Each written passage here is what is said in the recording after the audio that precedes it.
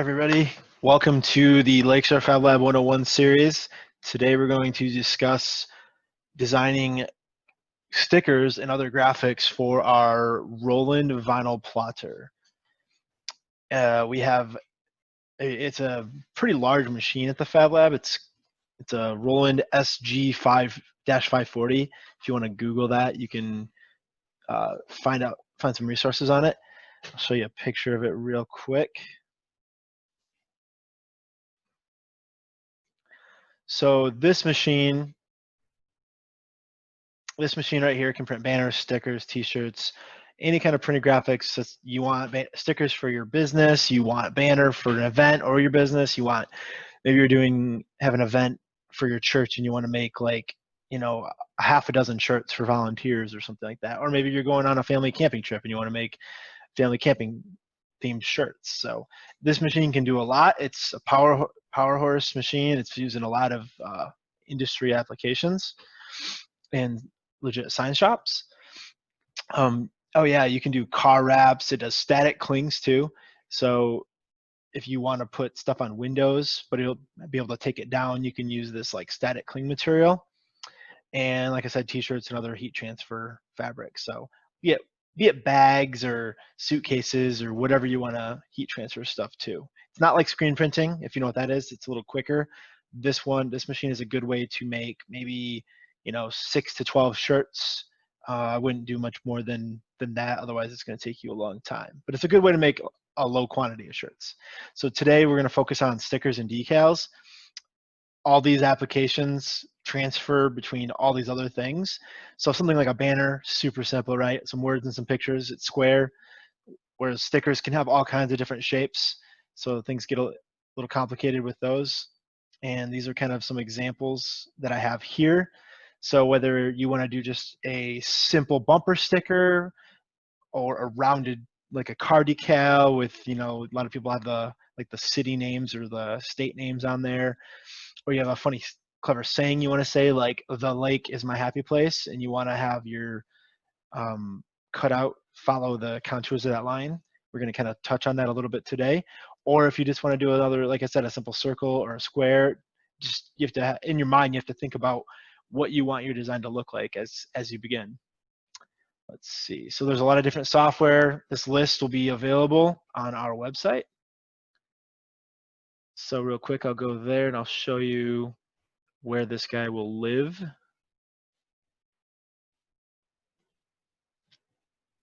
Sorry, my Zoom screen keeps moving on me. All right, so this is the Lakeshore Fab Lab website. So if you go to see what's happening, e-learning workshops under Tech Talk here, this is kind of the home for the past episodes.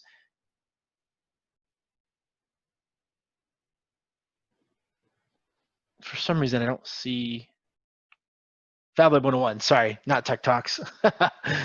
Forget what I'm doing. So Fab Lab 101, so this is where the documents will live. So the document I'm going to be pulling from and showing you, there'll be a link here, and then later on I'll upload the YouTube video. I'll put that link right there too, so you can check this out later. And that's probably how most of y'all are checking it out right now. And anyways, so today we're going to use this program called Gravit. So on this list, there's a ton of free versions of software. Gravit is one that I've kind of fell in love with in the last like 3 weeks. It's web-based, you don't have to install anything. It's limited, but it's free. Some other ones on here, Vector, V-E-C-T-R. That one seems a lot more simpler than Gravit, but both those programs would let you get a start on graphic design and start to lay things out and bring those files to the Fab Lab, because ultimately when you go to use something at the Fab Lab, you're probably going to need to use Adobe Illustrator or Corel Draw, which we have both those at the Fab Lab, and both are suited for different needs. So let's go to the website. This is Gravit.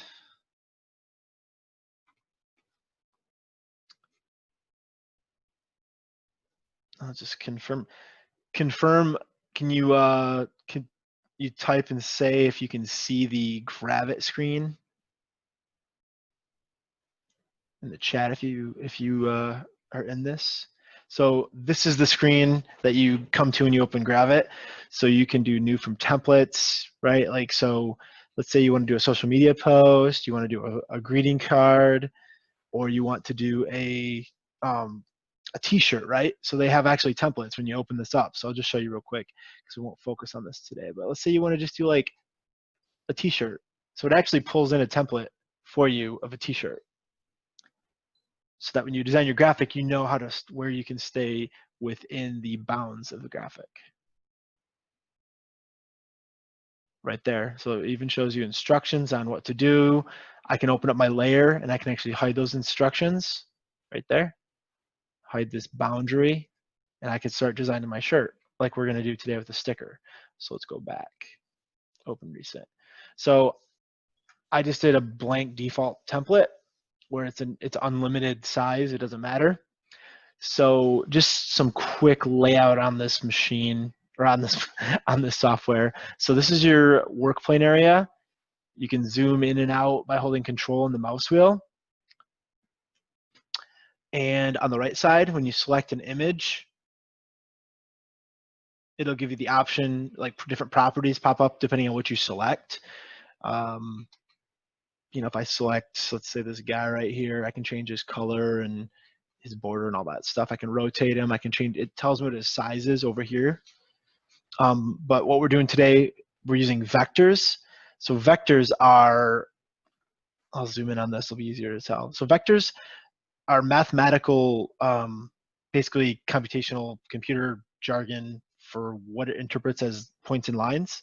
So if I zoom in on this image, the Fab Lab logo, you can see how it's pixelated. So that's a raw raster image. So what we can do is actually convert that using a vector program, or we can reverse engineer it from scratch. But this program can convert that. So what I did is I imported this file, and then I ended up with both these images. So you can kind of see when I zoom in, those lines, the blurriness is gone, and we have like kind of mostly straight lines. Now there are some imperfections, as you can see, these lumps and stuff, but that just comes from the program, its interpretation of how to convert the files. So if I go just real quick, file, import, place image, and I saved the Fab Lab logo earlier, it's a PNG. So if it's a JPEG or a PNG, you know that those are going to be raster files. So I just imported it, and we can tell it's a raster file because it's got really blurry edges. And if I bring it over another image, you can kind of see how it has a white box around it. That means it doesn't have a transparent background. Just something you'll learn as you save images. So what we're going to do is go to Modify, Path, and we're going to Vectorize Image. For some reason, it likes to place things at that home spot, so I just click and drag it over. So now we have those weird bumps there, so we know that it's a vector because of the other one. When I start to drag it over the image, we can still see it has a white background. So what we can do now is actually, I think it's all grouped up. So if I go Object, Ungroup Selection, you can see I can actually pull that white background away. And you can kind of see the difference right there. So it's kind of cool looking actually, but I can actually just hit delete, and now I have 3 objects. So whereas before I just had the raw image and it was one object, I now can edit each 3 of these guys. And I could fix and repair a lot of these like mistakes, but for today we're not going to worry too much about that. Let's see. So what I tend to do in Adobe and in Corel, and even now this program, is I'll use different pages to my advantage. So like page 1 right here, this is kind of my brain dump spot. So this is where I'm throwing images that I think I might use in the future. And I can actually show or unshow by clicking on these toggle visibilities. I can toggle it so I can lock it too. But if I click on these different pages, you'll see the images change under the layers. So each page has its own subset of layers, and these represent everything in this in this workspace. So as you can see, I highlighted those top 4 objects in it, highlighted them over here. So I can actually toggle the visibility. Oops, why did not? Oh, because it's not grouped. So they're all individual right now.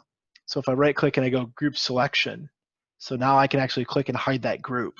So it's really nice to, when you start to make shapes, to group objects together, and then you can hide them as one. So like, I could rename this Fab Lab logo, and I can lock it. So if I know that that's done, boom, I lock it, and guess what? I can't delete it or edit it or mess it up. So that's helpful.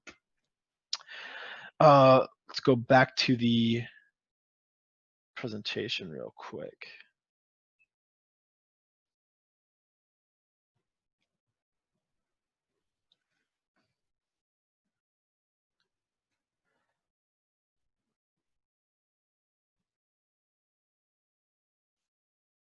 All right, so go down here. Talked a little bit about vector images and kind of the difference between them. You can kind of see the blockiness versus, nice clean mathematical straight lines. So when you're going to try to vectorize images, especially with this free program, find simple stuff. So obviously this thing was probably on the border of simple or high resolution you're looking for. This clip art image over that you'll see the guy with his arms in the air, stuff like that, you can vectorize easily all day. Transparent backgrounds, not laser etch. I can delete that. I was copying it from the laser talk, so I'll fix this up. So yeah, you're looking, when you Google, you can add like, black and white or clip art, add those search terms. It'll help you find good images. You got to be careful about copyright images too. As long as you're not selling them, you're usually fine, but just be wary of that. And let's see. All right, so when you start to think of, you want to design a sticker or a t-shirt graphic or something like that, but what shape do I want my sticker to be, right? So everybody's seen different shape stickers. So you've seen square, you've seen square with rounded corners, we've seen circular, oval, ellipse kind of looking ones, more of the free form, like path following ones, and then maybe like a compound shape of a couple different types of couple different shapes, like two rectangles or a circle and a rectangle merged together. So one thing that is pretty cool on here, and I have it just so I can show off, are these drawing pads right here. So you can get these pretty cheap, like 20 bucks on Amazon for the one that I have. I'm still not very good at it, but I'll show you kind of in the graphic program, Gravit, what it can do. So that's how I was able to do this right here, this freeform looking thing.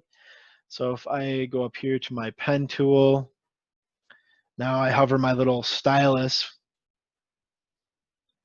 near this pad, which you can't really probably see because it's black and it wants to hide it. It gives me the ability to draw curves, and I ended that one prematurely. So if I drew around a shape, I could close it up. So it's a kind of cool device. You just got to get used to using it. That's how I was able to create this one right here. So we have a couple options for shapes. Now we need to start thinking about our material type. So with stickers, there's a bunch of different types of stickers, like or think of our material type in general first. So we got sticker material, t-shirt material, banner material, one-way vision, static cling, and tons of other ones, right?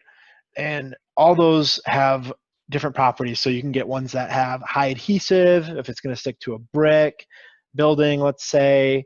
If you want it to survive weather, right, it's going to be a lot more expensive probably than just a basic economy sticker like we usually use at the Fab Lab.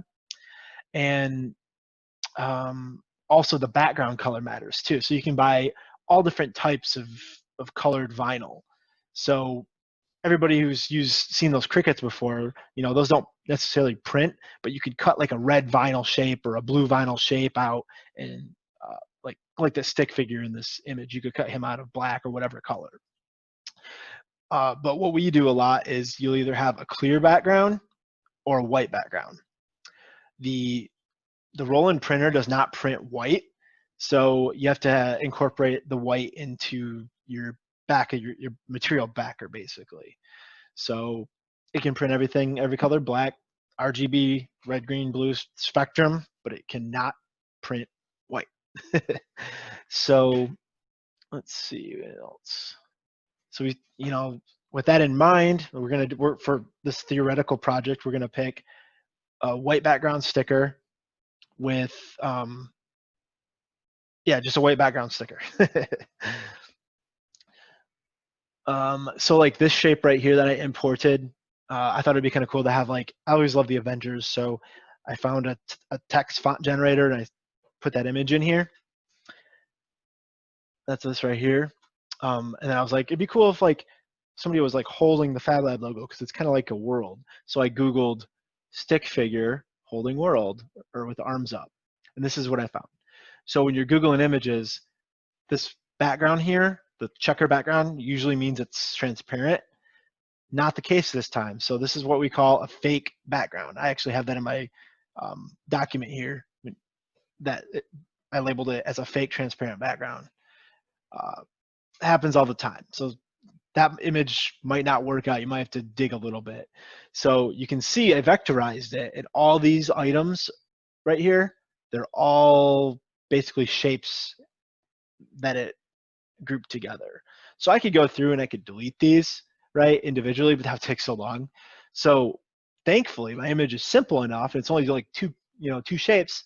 All I had to do was click on these two individual items, and I just copied and pasted them and put it down here.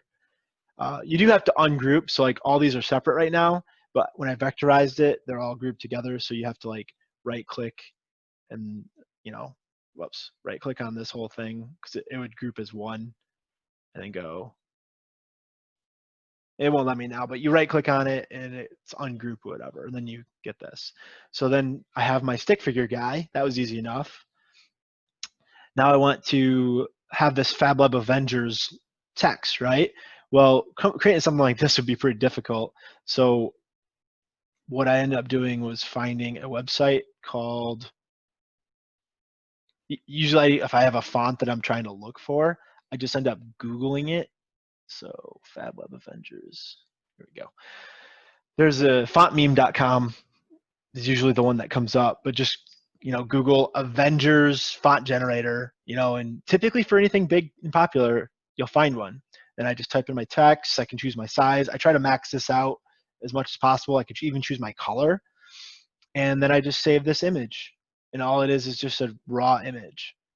So the problem I found out with using the font generator in this free Gravit program is it doesn't do a very good job of converting it. So I'll go back to my design. But good thing is with being a sticker, it's only going to be like this big, right? So if it's not a vector, it's not going to matter. It's got a clear white background. If I zoom up on it, you can see it's not a vector. But this thing's going to be so small, we're not going to notice. And it's a really clean image otherwise. When I tried to vectorize it using this program, it disappeared completely. So, oh, actually, maybe I bet I know what it did. Let me try it one more time. Just thinking about it now. So there it is, it's gone, actually. Part of me thought that the white background was on top of the image or something. Or wait, maybe it is. Oh, maybe it is up there. Look at that. Will you look at that? It kind of messed it up a little bit too, though. So it didn't know how to quite treat the bees right there.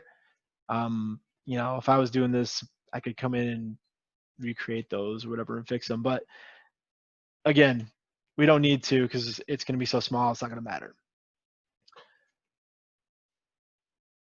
So this is like kind of what me laying them out. So what I did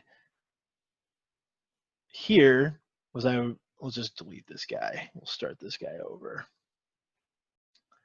I went back here. I took this. It's locked. So I unlocked that image. I'm just going to copy it. I'm going to put it on page 3, which I can call final. We're going to take this guy and this. We're going to take Fab Lab logo. this guy right here. We want to take him, copy, paste, and then we're going to come back and we're going to grab this guy. Control C, copy, paste.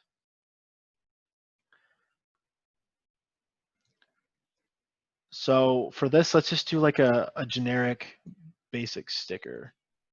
The one I had before was a little more complicated, but something like this, little Avengers guy. He's got the whole world in his hand, the whole Fab Lab world. All right, so now, all right, I got my sticker done, right? Not really, because if I send this to a printer, it's just gonna print it. It's just gonna print. It's not gonna cut anything. So we have to create some boundaries and do some cut lines. So the simplest way is probably to do just like a rectangle, or right, like I just draw a rectangle like this, boom. But then we have all this dead space at the top. Oh, the other thing that this program does is it likes to it likes to put a background fill to it. So if I go to the right side over here, I can click this right here, and I can just make it white by clicking on the background. So it's a white background, but it's in front of my image. So I can actually just get rid of it and hide it. Now it doesn't have a border, so I have to add a border, and then it defaults to it a white or a black border. So I click off, boom, now I have a border. Now that would be, fine, except for all this dead space up here. It looks awkward, right? So we can do something a little more fluid. So let's outline this guy. Let's copy and paste this shape. Let's put it like up here, like right there. All right, so if I want to edit a shape, I want to add rounded corners to this thing,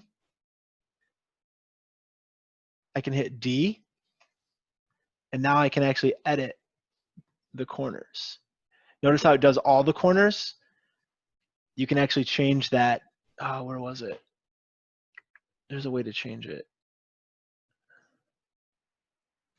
It's under more, no. That's fine. The way I'm gonna do this, I'll just get rid of it. So that's how you would add contours. Let's see if it does it on this one. D.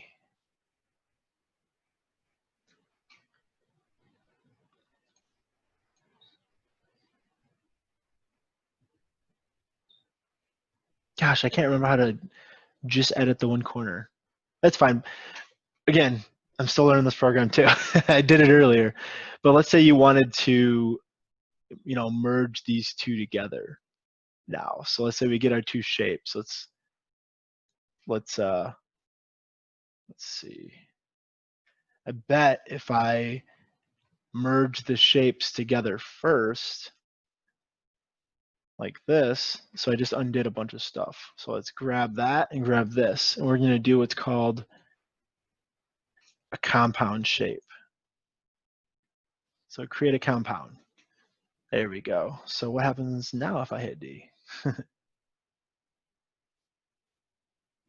but it still wants me to do that. So once I have a compound shape, I can actually go up to modify, path, convert to path. There we go. It's not going to let me edit the corners anymore, but that's fine. We'll just have it be square. So that's how you would kind of use two shapes to kind of create, one shape. So let's say this was going to be the border for our graphic, because a lot of bumper stickers, or a lot of stickers in general, have like a white border to them, like this Thanos guy, right? He's got a little white area around him. He wasn't cut right along his head. He has like this white edge. So what we have to do is create an offset for that. The thing I learned in this program is you can only offset a path. So when you had a compound shape, it won't let you offset it. So we'll go down to path and we go expand or shrink. Oh, we actually have to copy it though first, that's right. So Control C, Control V. All right, so I'll place this guy right on top. Whoopsies. So that's what happens when you are in node editing mode. So Control Z. This tool up here, the sub select, that will let you start modifying the paths and the nodes. It can be very helpful and also mess you up like I did right there. So you have to make sure you go back to the pointer tool whenever you just want to move stuff.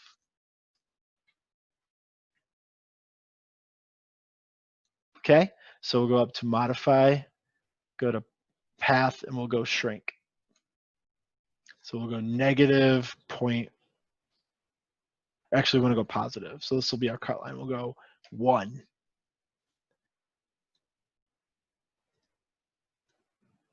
Where'd it go?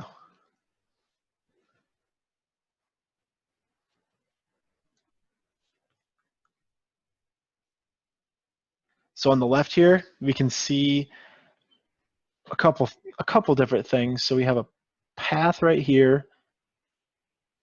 So I'm using the layer thing to kind of figure out why it didn't do what I thought it was going to do. So I'm actually going to lock that compound shape, and I'm going to click on this path because maybe I had the wrong thing selected.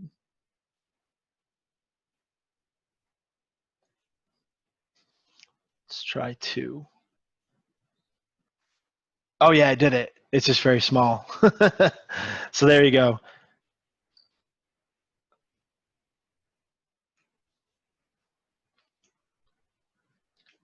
All right, so I can actually manually make it bigger too. It's not going to be exactly to scale, but it'll work for demonstration purposes.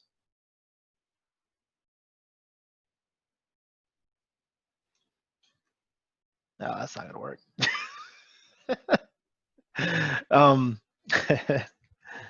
Let's see. We're just going to backtrack and make this super simple.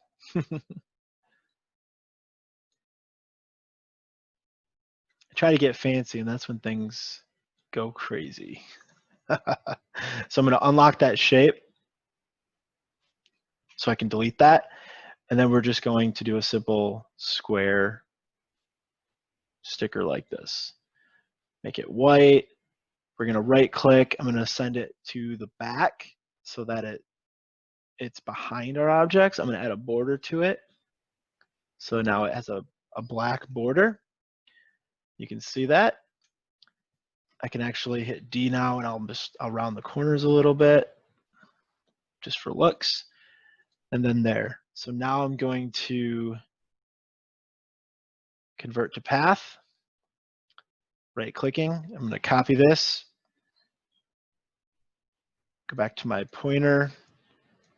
Let's say let's say this is my new border. So I'm going to actually hide the fill for this one because it kind of gets in the way of my other one.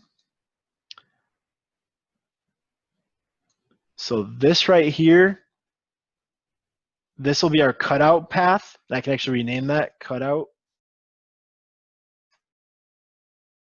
And this path right here is more of like a decorative look. So we'll make that 5 point so it's a little thicker. There. So now we're rolling on all cylinders. Okay, so if I was going to print this out, I'm going to have a white border around it now. Sometimes your stickers are not going to necessarily you won't want them to be white. You're going to want to print on them. So let's copy this and paste it, and I'll show you kind of an example for that. So let's say you want to make it, let's find a color on the wheel. Let's do like a blue. Something like that, so you can still kind of see everything else. Okay, so if we print this out and it's blue, if we have our cut line be, let's say, like right on this edge, the FabLab, well, basically any printer cutters don't always get it exactly right. There's always a little bit of discrepancy, so you'll have white edges. So to get around that, what you do is I'm going to borrow that shape. Your cut lines end up becoming kind of offset on the inside. So this, I'm going to change this color before I lose it because it actually is the same color. So we'll just make it, we'll make it black so that it stands out pretty well. I'm going to shrink it to be inside. So I don't see it right now, and that's because it's behind that path. So if I go right here, arrange, bring to front. Oh, that's not it. I'm going to send this guy back. Arrange, send to back. There we go.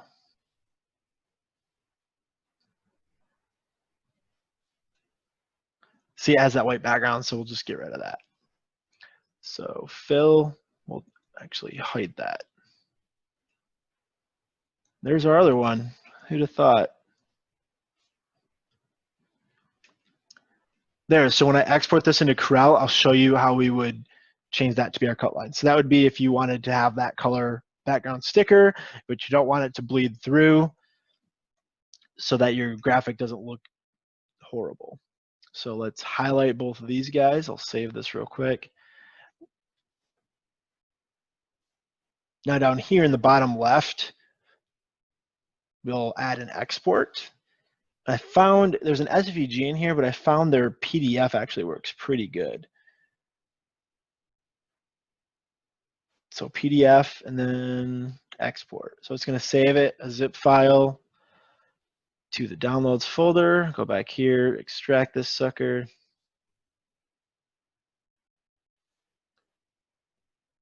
Okay, so it saved every page or every path. That's crazy.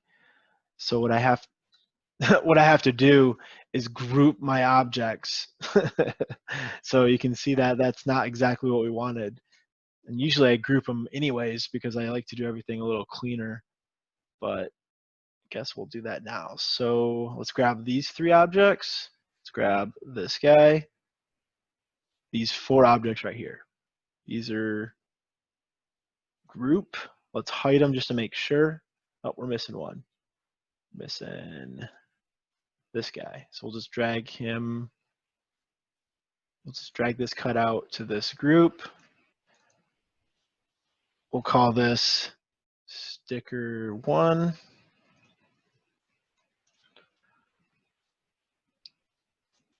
We'll call this sticker 2. We lost some of the detail because of the order of operations in here, but we'll fix that real quick.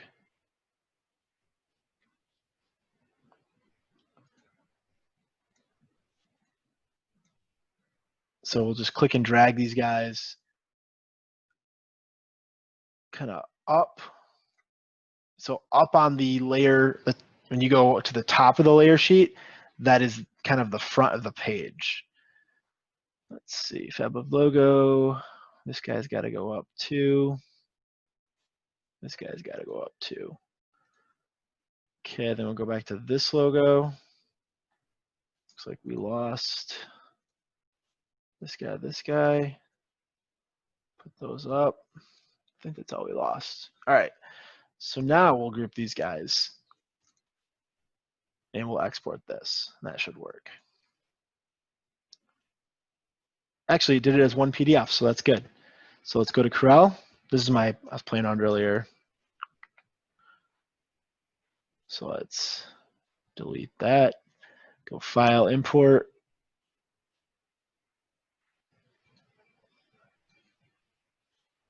Import as curves. So what it's asking is import text as text or text as curves. It depends on if you have all the fonts. If it'll yell at you and say, you don't have the font for this or something like that. Because it tries to interpret, if you're using an Arial font to design it, it's going to be like, all right, this is Arial font. Do you want to be able to edit it? Typically, once you get to this point, you're just done editing. So this works out just fine. Where's our other sticker? Let's go back to here.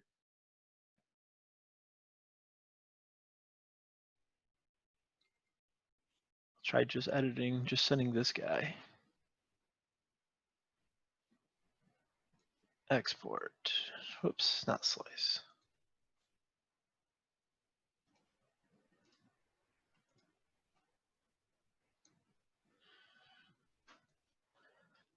All right, file. There it is. Import sticker 2. Do it as curves in place. So there. Now we have 2 stickers. We can see that the size in here on Corel is like 35 inches by 7 inches, which doesn't matter because we can scale it to be whatever size we want. So we're almost done with our stickers. And we'd almost be ready to print. Sorry, accidentally hit stop sharing. So they're all grouped together. So first things first, I should right click, ungroup all objects, right click, ungroup all objects. And then this would be our cut line. And down here on this one is our cut line. So first I'll click on this one. There's a option under window, or no, under, yeah, window, color palettes, and color palette manager. This opens up this on the right side over here. You see this Roland right here. So we want Roland VersaWorks. When we click that, it opens up over this submenu of colors over here. So there's this one called Cut Contour. This is what we want to make whatever we want the Roland to cut. So I'll right click on it, and that changes it so that the line color is now that. If I left click, it fills it. We don't want that. So I'll left click and get rid of the color by clicking on that X. Now for this guy, we have our bleed line here. So we right click, and we're gonna just change everything to hairline. So at the top here, when I click on an object or a line or shape, I can change the thickness of the line. So we'll just do that as a hairline. I'll make sure this one's a hairline too. Then the Roland should see that just fine, and it will cut there. So now we'll have our colored sticker, and we also will have our white sticker with the black border around it. So, you know, I could resize these to be kind of like sticker sized. And let's say I'm going to send these together. So they're highlighted. I go File, Export, and then I'm going to choose this file called EPS. So I would just name it FabLab 101 stickers. I'm going to do selected only. Boom, export. Just, you know, click OK. Make sure that you're on CMYK because that's what the printer uses, and then export. And that's it. So that was longer than I thought, but that's the basis of kind of the process of how you would design a sticker. So we'll probably do this a couple of times and I'll get better at it. And I'll probably cover more stuff than I'll cover random stuff that I didn't do here today. So you say the same EPS file graphic could be used on a t-shirt, sticker, banner. It doesn't matter. It's whatever you want to print it on, you could put it on. Now the next 101 session next week, I believe is, yep, 3D printing 101. So my specialty. So thank you guys for tuning in today and or watching this on YouTube. And I hope you learned a thing or two. You can feel free to send us a message to the FabLab Facebook page or an email at lakeShoreFabLab@muskegoncc.edu. And I can try to answer your vector design questions as they come. So thank you very much, and we'll see you guys next week, same time, same place.